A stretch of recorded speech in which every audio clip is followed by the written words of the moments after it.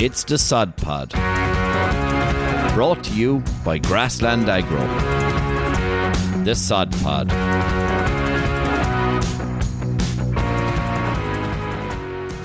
Hello, and welcome to the Sod Pod. This is episode 16. On the last episode, we had a big crowd draw for Mike Birmingham. What a great farmer. Really interesting listen. What a character as well. This one might be a tougher one to draw in the crowd. We have a new member, which is exciting. We're going to cover a few other topics like the National Fertiliser Database, the veterinary bill, and even the weather. I think we've had 2 days of summer. So, look, bear with us. We'll see how we get on. And I'm joined with John O'Loughlin, Claire Aspel, Lauren Stanley, and the newest member of the technical team in Grassland Agro, Eoin Quinn. Eoin was an agronomist with us, and now he's joined the technical team as well. Eoin, welcome on the show. Thanks, James. Thanks for having me. So, I'm from a small village in County Tyrone called Arbo. I come from a dairying background here.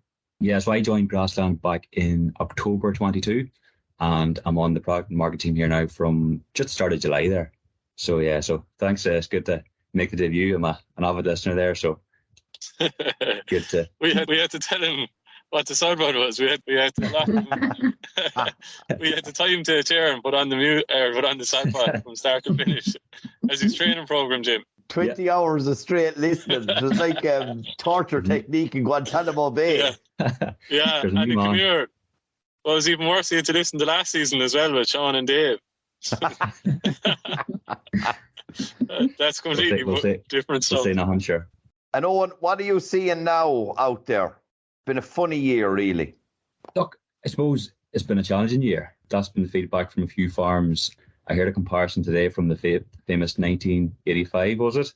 I've heard that year quoted quite a few times. So when this year's been compared to the standard of well that they had at that time, it's certainly been challenging. But look, I suppose only saving grace there. First cuts this year, we got on fairly well in a stark contrast to, I suppose, 22. I suppose that's a bit of a saving grace in the fact that there's quite a bit of quality first cuts preserved. Look, there's still a proportion of the growing year left yet. So I suppose it's not a bad time to maybe take a wee step back, that if first cuts are being fed out and that, they take a step back and see, where do I stand in terms of fodder reserves for the coming winter time, But other than that, look, it has been a challenging year, both for silage-based systems, multi-cuts, and equally then for the grazing platform. So look, we've had a few days of good weather there now, so it's really very much a novelty. We'll make the most of them. But look, given the challenging weather conditions, I think we're doing fairly well now on the farming front. So take it as it comes. Jim, what was 85 like? Oh, you're very smart, John. Oh, I remember it well. I was 3. You were playing minor. That's here you done your leaving, was it? John, you have a lovely haircut. If only this was been video. Bit of a buzz cut going on there, looking trendy. Yeah. You inspired me blowing Mike Birmingham. So he rang me after and he said, what happened to your man? Yeah, wasn't that a great look, in fairness. Now to move on swiftly, Claire, we've got an insight there from Eoin from up the northern half of the island. How's things looking down the south side? Again, James, I'd say it's fairly similar to Eoin. We've had a very challenging year. We've gone from droughts into too wet, back into droughts again. I suppose, again, the last couple of days, at least we have seen some sunshine, a lot of grass on the move, a lot of corn on the move. And it's just nice that we actually did manage to get a few days of the summer to get those second cuts or third cuts in and just get a little bit of a respite and get it all in. Again, now I suppose you'll be kind of taking stock of what grass growth is like at the moment. Can I drive it on further? And what can I do coming into the back end of the year? We've had the year that we had, and I suppose now is just really trying to set you up for the best coming into the back end of the year and keeping those cattle out as long as possible, I suppose, is the focus at the moment. And now, Lauren, you wanted to cover a very exciting topic. I'd say a lot of the lads will have to jump in to dig you out here, but the National Fertiliser Database. I can't even pronounce it. Yeah, the National Fertiliser Database, the long-awaited database, is finally in motion. So there's been letters sent out to farmers, I think as of this morning or yesterday morning. There's been text messages sent out informing farmers on what are the next steps and what they need to do. So I suppose the whole idea of this database is that farmers will legally be obliged to register as fertiliser end users. So what this means is that all lime and fertiliser that's going to be bought from the 1st of September will be tracked and traced, and their herd number will act as a farmer's unique identification. So yeah, look, it's great that it's finally in place. It's necessary to keep our derogation, and the derogation is in a review year, so it's really, really important that it's implemented this year. So look, just a little quick synopsis of the letters that have went out. Key dates are from the 1st of September. If you are purchasing fertiliser or lime, you have to register as a fertiliser end user if you're a farmer. Merchants and co-ops, so the likes of Grassland Agro, will register as fertiliser economic operators. And from the 14th of September to the 15th of October will be the time period that farmers will have to declare their closing stocks of fertiliser that is on the farm, James. Okay. Now, controversial statement, but it is kind of talk that's out there at the moment. Go and buy fertiliser now to try and trick the system. It's not really an option though, sure it's not. No, James, it's not really, to be honest, because look, it's farmers are saying the same, oh, we'll get loopholes, there'll be a loophole away and we'll be able to get around it. But unfortunately, we won't. There's a reason that it's in place at the moment, and we have to obey by it. So look, I'd say like the closing stocks for spreading fertiliser for nitrogen and phosphorus will be the 14th of September, this closing date. Fertiliser for next year, it's going to be tracked and traced, and we won't be able to buy it unless we provide that herd number. There'll be no such thing as going into a co-op and getting whatever you want and hoping that you can store it out the back. It just won't be possible anymore. Yeah, I think to be fair though to the farming community as well, Lauren, they are fantastic to adapt to change. No one likes change. Yeah. It's a bit of a nuisance. Oh, where have I to go? The registration process doesn't look that complex if you have your information at hand. And once it's up and running, the community will row in behind it and protect derogation long term as well. And hopefully then, as that model starts to move forward into the future, that I suppose those involved in the red tape and the structures start to realise the good work that's been done out there and evolve this process as we move to kind of, I suppose, prove the points that so many farmers want to use the right volumes, the right amounts at the right time. And it's not about blanket spreading and all, because it's an amazing transition that's going on. Yeah, and look, it's a very simple process. A farmer can do it by just logging on to their AGFOOD, or else if they have an advisor with Teagasc or a private advisor, they can do it for them. The department are trying to make it as smooth as possible. And it's literally just registering stocks and registering as that end user, and it'll be a smooth transition. And yeah, look, farmers are very good at taking it on board. And there's loads of Grassland Agro reps out there at the moment anyhow that can give you a hand and provide advice on it. But I suppose the main thing is declaring those stocks and getting ready for the 2024 soil sampling and fertiliser season. Yes, yeah. I think as well, once the podcast goes live, you'll see down in the comments we've just put in there the link to agfood.ie as well, just if anyone is unsure where it is. And I've also added a second link to that there as well, which is issue 7 of Out the Gap, where Lauren and Claire also covered a bit of this. And it's nice, Joe. Obviously, there's dates and numbers been thrown around here as well, but in written form as well, they've created that, which is a lovely little read as well. Johnny there was going to give his wise words. Yes, I think that the fertiliser register is going to maybe make people a little nervous about buying fertiliser next year. There's a lot of change, lads, coming, and change can scare people, and it's going to be tracked and monitored. And the thing about this is that with the register it comes in, right? If you go over your nitrogen or phosphorus limit, there won't be an alarm going off in the department head office to say, oh, I'm going to rush down and I'm going to arrest James Freeman for going over his limit on nitrogen or phosphorus, even though we'd encourage that just for our own amusement. But what's going to happen is that maybe 1, 2, 3 years time, 4 years time even, you have to be able to prove that you needed that phosphorus, that you had soil samples, number one. So this is going to bring about a massive knock-on the number of soil samples that are going to be needed to be taken, because ultimately, previously you were assumed to be index 3, now you were assumed to be index 4. So farmers can get caught. the fines are quite significant. So the range in the fine for exceeding your limit is between 5,000 at the entry level to 100,000, right? And that's going to be based on a couple of different parameters, like the volume, whether it was a genuine mistake or not, whether there was intent. So there's an awful lot of factors that come into it. But the other thing as well is that it could have a bearing on a farmer's derogation. So obviously this is brought in as a result of holding on to the derogation. It's stipulated in the review year that we have to have the register. And for that reason, I feel like it could possibly come in time in Northern Ireland as well, Owen, because there's 300 odd farmers who availed the derogation in Northern Ireland as well. So I think this is going to be something that we're going to see a lot of. Obviously, people are talking about, what do we need to do to be prepared for this? As Lauren did a brilliant job outlining, get your ducks in a row there on registering, doing your closing stock. And I think what's really important is to have the soil samples and have your nutrient management plan, whether that's as part of the Grassland Agro Soil Sustainability Programme or a private advisor or a Teagasc, having the confidence in what you're able to bring onto the farm is going to be very, very important. And I suppose we have a big team there of agronomists, Jim, that could help farmers to do that as well. Yeah, exactly. We've 50 advisors across the island, and they're well trained and well versed on this, obviously spearheaded by yourself, John, and the team.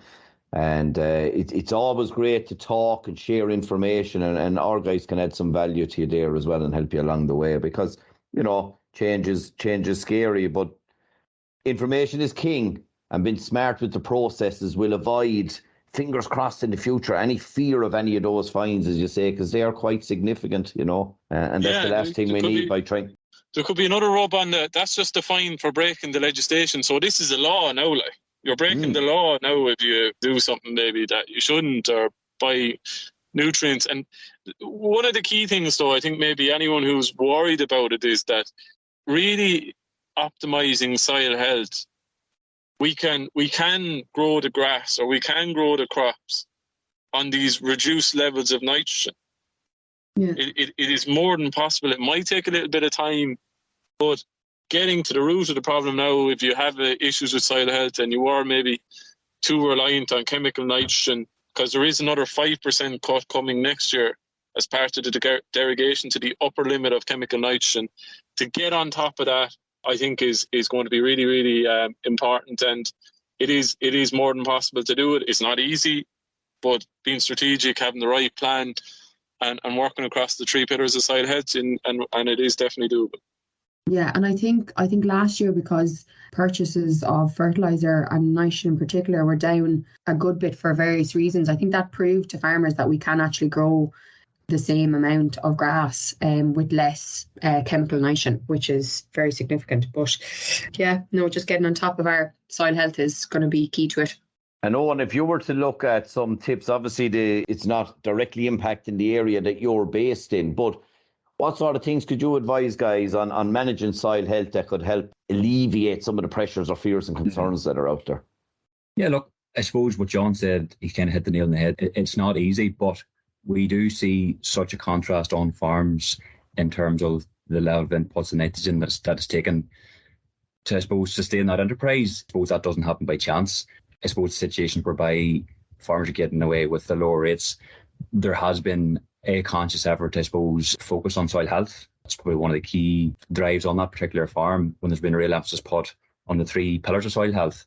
So I suppose something that stood out for me whenever I joined the team here at Grassland was that soil is actually a three-pillared scenario. I always just thought, right, if you do a soil sample, that's basically a nutshell. But in actual fact, it's only one pillar. It's the chemical side of it. It really does. You have to tie in all three pillars. You've got your biological and your structural.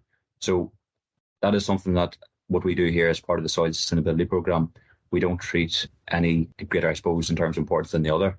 They all have their role to play. Yeah, look, cutting back on fertiliser is one thing, but it has to be sustainable. Sometimes sustainability can be a bit of a buzzword. You automatically think, in my mind, I think environmental, but it also has to be socially and economically sustainable.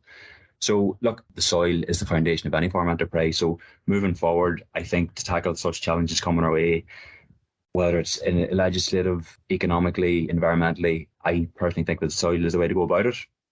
And no other team than, I suppose, our team of agronomists there on the ground in terms of the soil sustainability program there, just following the steps upon it. But the gradual process, you don't solve soil health overnight. Mm-hmm. It is a gradual process. Yeah, exactly. Yeah.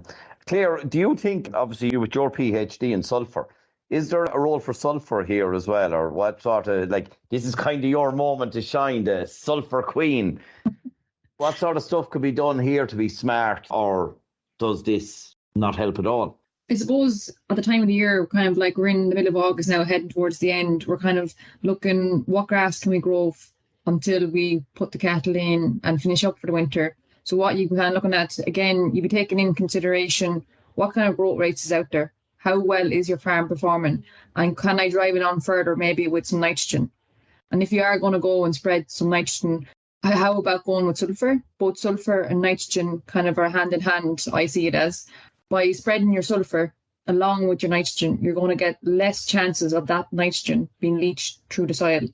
So in other words, your farmer is going to get more from the nitrogen. It's going to get more up into the plant and less of that nitrogen being leached to the waterways. So definitely, I think sulphur does have a role to play with at this time of the year. Again, then, if you have putting out your nitrogen and the nitrogen levels in the plant is too high, sulphur will also, again, help to convert that nitrogen into a better form of protein for the animals. So instead of being too lush or too high in nitrates, it's going to be a better quality. You're going to get more returns from, say, your finishing cattle or your dairy cows, or whatever it's grazing. Or even if it is going to go for another cut, it's going to be just a better quality crop. Mm-hmm. So you're just going to get more out of what you're spreading. So I see as both sulphur to go in hand if you're thinking about spreading your nitrogen. But again, not to overdo it. Again, it's all how well is your grass performance, and again, just not to over supply either the nitrogen or the sulphur. So that's what I think. Yeah, geez, ideal, yeah. Well, I'm not going to doubt you anyway, Claire. Let's be honest about it. What's good for the goose is good for the gander, is it? And John, you wanted to kind of tip into another exciting topic, the veterinary bill. Yes, I do, Jim.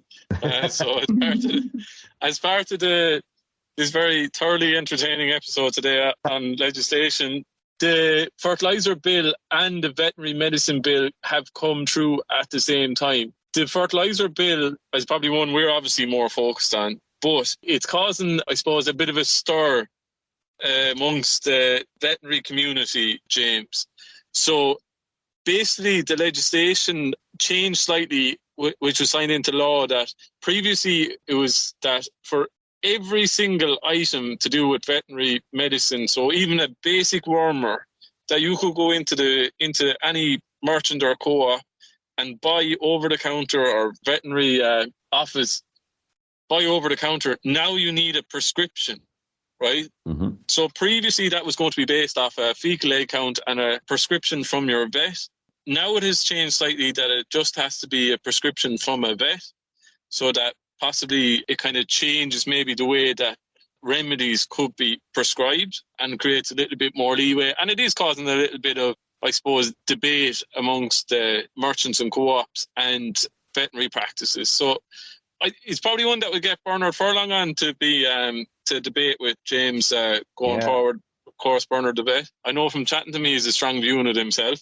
And he's never shy of sharing his opinion. So it's one that we will chat about more, but just to make it simple, I suppose, for myself more than anyone, is that going forward, basically everything that you buy, you're going to need prescription for it.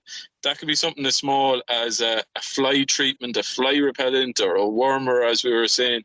Anything that falls within that veterinary remedy basket. And ultimately, and to go back to John Brennan's quote, who re-quoted, but it's down to antimicrobial resistance. And effectively, it's because more people are going to die of antimicrobial resistance than cancer in 2050, with the mounting resistance to antibiotics, which is an absolutely staggering stat, in my opinion. So what I think maybe any farmers that are listening are going to be pushing back and saying, oh, more paperwork, more red tape. And I just want to point out that we're just disseminating the knowledge. We're not coming up with the with the rules, Jim. Don't shoot the messenger is what I'm trying to say. John, just while I have you there, and well, now that I can officially call John O'Loughlin a Kilkenny farmer, what are you doing on your Kilkenny farm to help bring down that antimicrobial resistance? Kilkenny being key there, not Clare. It's hurt me a lot.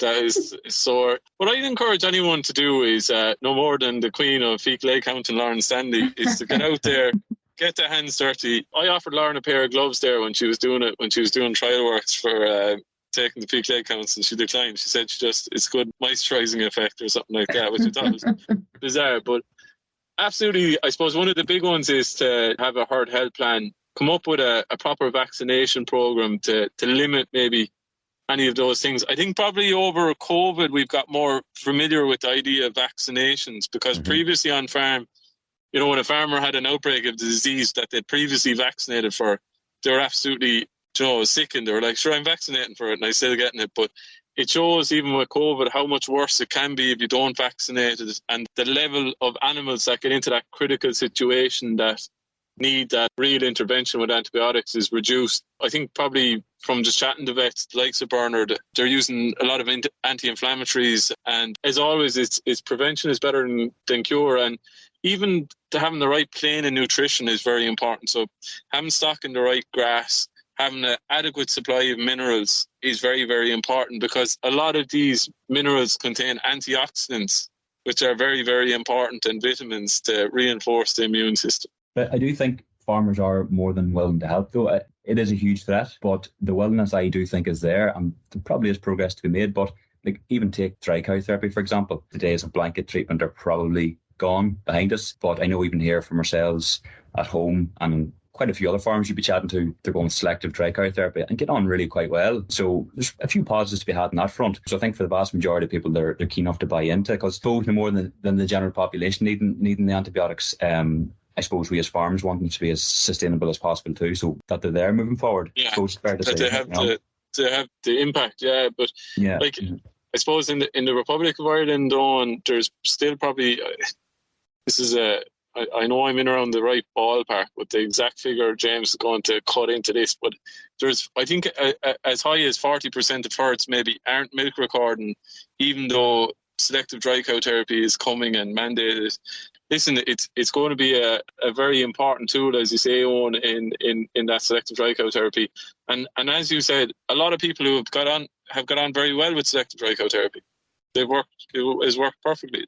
100%, but you do need the milk recording there to work off. I suppose that's a fundamental, isn't it?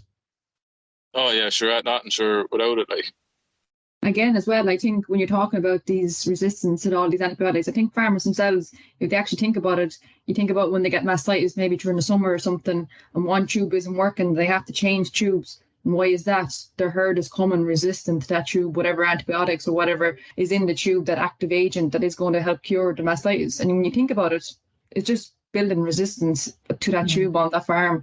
And that's where I suppose the register is going to come in, help farmers maybe think about what is going in and what is actually going to be of benefit to the farmer coming in the future. That's great, lads. And Eoin, a special thank you for coming on for your first podcast there with us. I know that you're looking forward to receiving your Sod Pod jersey. We will consider giving it to you. It depends on how the listenership goes.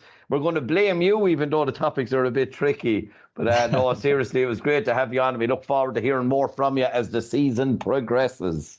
No hassle. Thanks for having me. No bother at all. Mind yourselves out there. Farm smart, farm safe. Hey, thanks for listening to the Sod Pod. We hope you enjoyed it. To find out more, head over to www.grasslandagro.ie or check out our social channels: Facebook, Twitter, Instagram, LinkedIn and YouTube. That's all for this episode. See you next time.